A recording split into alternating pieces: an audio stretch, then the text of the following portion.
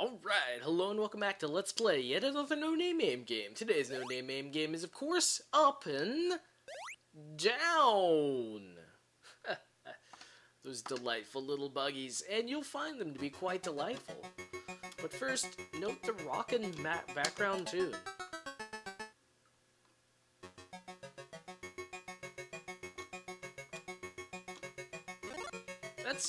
That's a pretty good tunage for a game in 1983. I mean, we might have just played Vanguard 84, and that one did not have sound in the background. So I'm assuming the premise of this game is you're a buggy contracted to race through a rally, and you might not notice this, but the course is actually kind of looping, or we've already gotten certain flags. But basically we try to get all of the flags, and then you can look at top and see how many flags you've got. But you've got the magical ability to jump as this crazy buggy. And so the catch is you have to really look before you leap. And also there were enemy guys floating around constantly.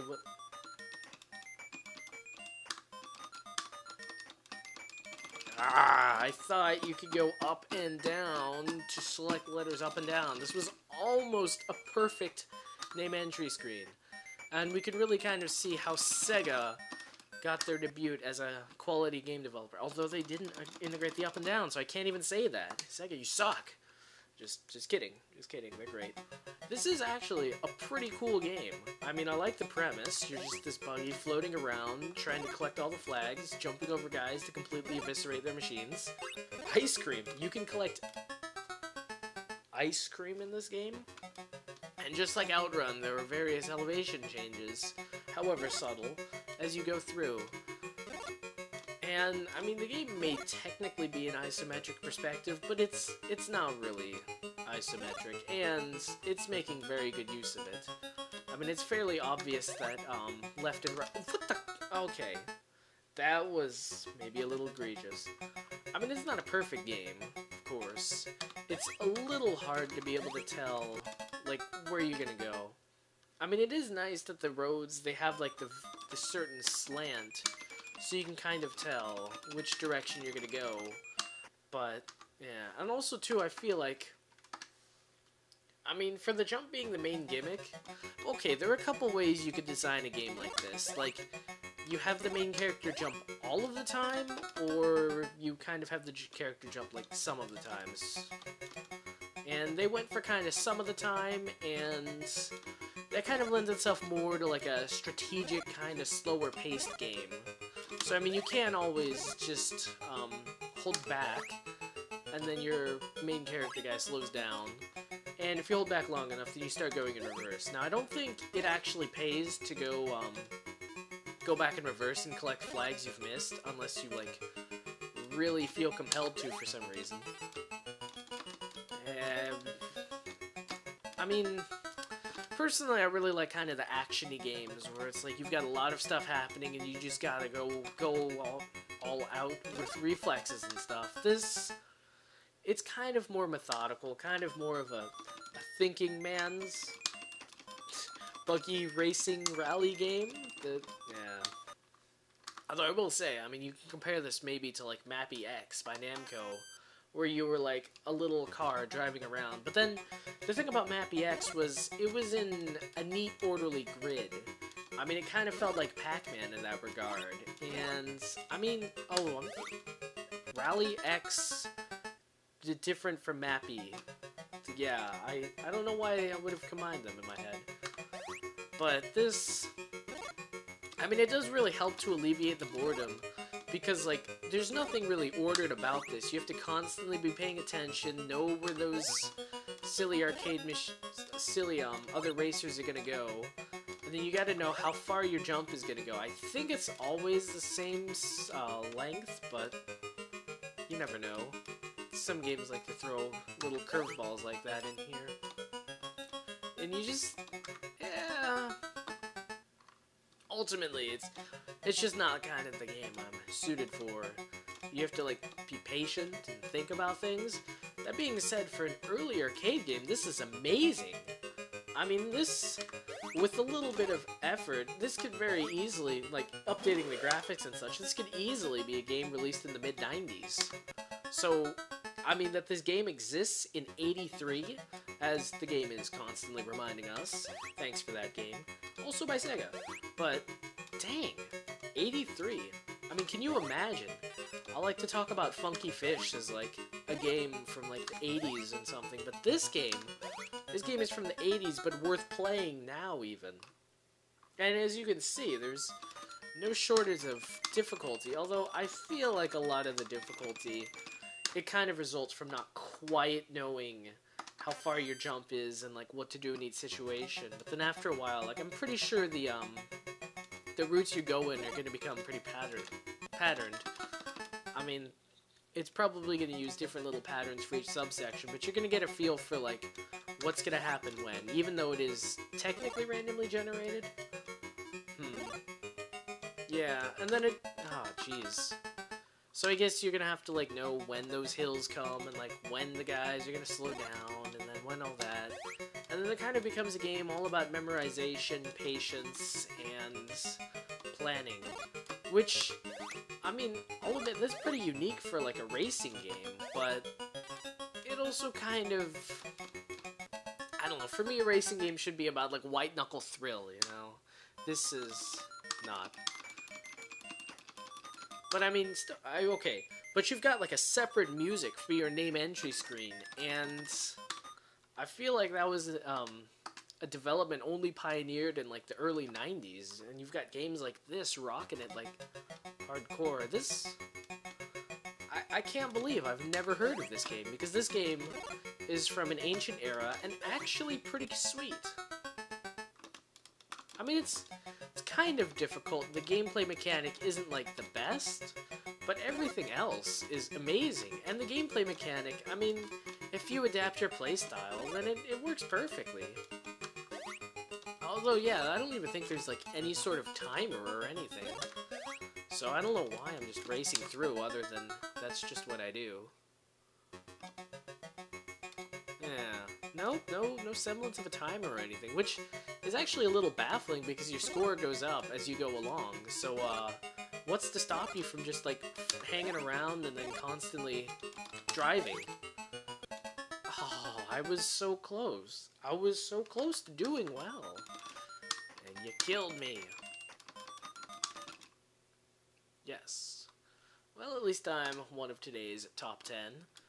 Although it's a little sad entering your name in, like, an arcade machine like this, just because you know that as soon as you, quote, power it off, your scores are gone to all oblivion. I guess I get a special pass because it's going to be on YouTube, but, I don't know. Just something a little sad, fundamentally, about entering your scores. Also, too, I mean, like, just any arcade machine. Because there's always the probability that, like, you're going to have some sort of freak thunderstorm, and then bam, your scores are gone. I guess it helps so much that the scores don't really mean anything.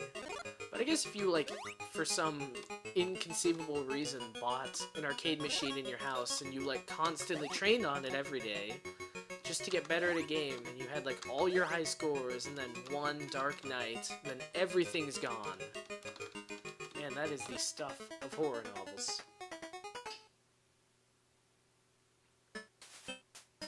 Okay, so that's the timing element. You get points for going ahead. But I mean, yeah, okay, so fun pro tip for Time Pilot. If you want a really high score, just get to a level you're comfortable with, and then just fly around and kill stuff. Because you get a lot more points just for hanging around and shooting stuff than you do for getting to the next level. So I'm wondering if a similar kind of reasoning applies to this game, where you can just hang around on this level and keep going. I'm assuming, of course, that things will get, like, ridiculous. Come on, you buggy. You built for this. This is not gonna end well. Come on, buggy. Yeah, wow. It even... Oh, jeez! Why are you... This... Okay, gosh. Now I'm starting to see how the game gets, like, exponentially more difficult as you go along. Thus, encouraging you to, like, blast through the levels as quickly as possible. That was insane! Paths that just end? I am glad that it seems to have given me, like, a crap ton of extra lives, though. But, we'll take this slow. We can do it if we take this slow. Yeah, man, those hills, they're... Although I feel like that's somewhat realistic, just because not all cars have massive horsepower. Not all cars are specially built rally cars and can go up hills like ridiculousness. 60 and over, no bonus. It's kind of like real life. Except the opposite, because 60 and over, then you start getting senior discounts. That's right, video games are the opposite of real life. You have it for me. Well, because it tricked me with that little ramp thing. It's like, hey, you want this? This will be easy to get. JK, you're ramping off the edge. Oh, CA. Huh, didn't quite get that one. Still, this is, like, a pretty cool game. And, I mean, it kind of is repetitive, but it's the kind of repetition that, like, it's good. Where you just feel like you're training yourself over and over, and you're gonna get, like, real good, and you're like, I'm gonna beat you someday, game. All the way through, even though you probably don't have any sort of semblance of an ending. I'm gonna beat you. And there we go, making my way.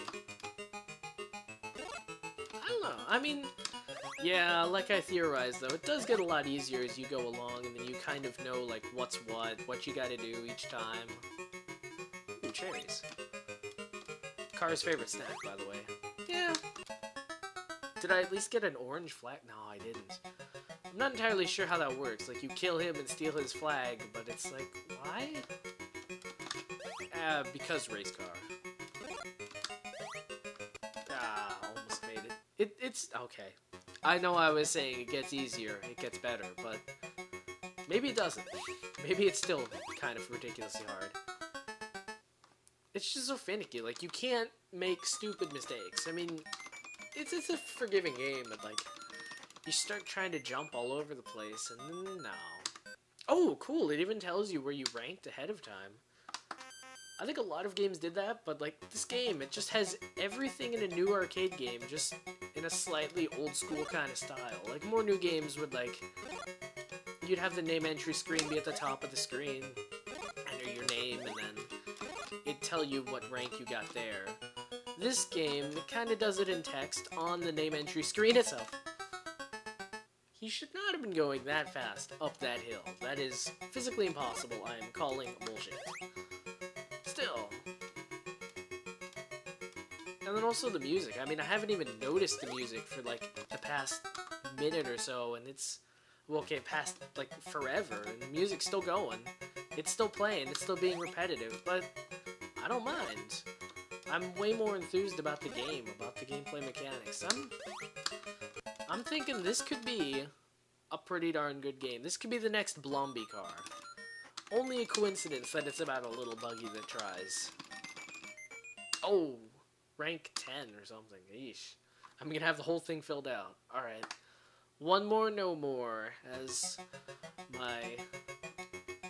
is the typical deal. Of course, one more, no more usually lends itself to, just kidding, 7 more. Come on, Balmy Car. Everything's relying on you. You gotta finish the rally and get the money and save the racing agency. Or something. I don't know. Oh, hey! Getting so good, reflexes are kicking in. All these checker patterns. They really, emphasize the gameplay mechanics, but at the same time, I mean, everything can run into you. Everything can smash into you there, so you gotta pay attention. You gotta know what you're doing. Arrgh! The stupid... Come on, gravity. Oh, jeez. Even indirectly, gravity finds ways to get me. Like, not only does gravity negatively affect me, but he negatively affects my competitors to negatively affect me. Gravity is one vindictive dude. Don't mess with gravity. Oh yeah, time, 56. Yeah, I was gonna say, I bet my time was 59. Wait, did you... 10 seconds? How do you complete this game in 10 seconds? That's like, beyond impossible. you'd have to have this game, like, super memorized for that. And, like, go back for every little flag. You can do it, Mommy Car. Oh my god. Hey, come on. You're a real race car now. None of that gravity stuff. Gotta pay attention, because those flippers, they're flying around here somewhere. I know that sounds incoherent, but the cars with the pancake fladdles on the front. Pancake handles? Fladdles? What am I saying? No! That was the right move to do. It's kind of like one of those things where you're like, no, friend, don't do that! And then it's the right thing to do. Although it is kind of nice that it forgets about cars behind you if you go backwards. Less nice is aspect. There are times like this. Oh gosh. Oh, okay. So by modulating your speed, you can modulate your jump length. Oh gosh, surprise Hummers. Wait, serious? It just surprise Hummers out of nowhere there to cause chaos. This game is simultaneously the best game and the worst game. Just so much stuff coming at you. Huh. Maybe it is worth it to, like, go back and get those... Oh my gosh. If you jump and you wish hard enough, I think the car will go backwards. That is great. Alright, red flag, you're mine. So I guess if things are unoccupied, 1 minute 41 seconds, roughly twice the allowed amount. Yep, no time limit for reels. Oh, jeez. Oh, hey, blue. It's kind of like bingo. It's like, oh, don't have that. Let's pick that up. Ooh, balloons. Oh, orange. I could use one of them. B86, bingo! Oh, jeez, why you... Is that ice? Oh no, those are retracting bridges. Not so great. Dang. They're coming up with everything in this game. Come on, you can do this. Yeah, wow. This game is crazy. It wasn't jumping. Come on, car. You gotta listen. Oh. At least I got first, but nice.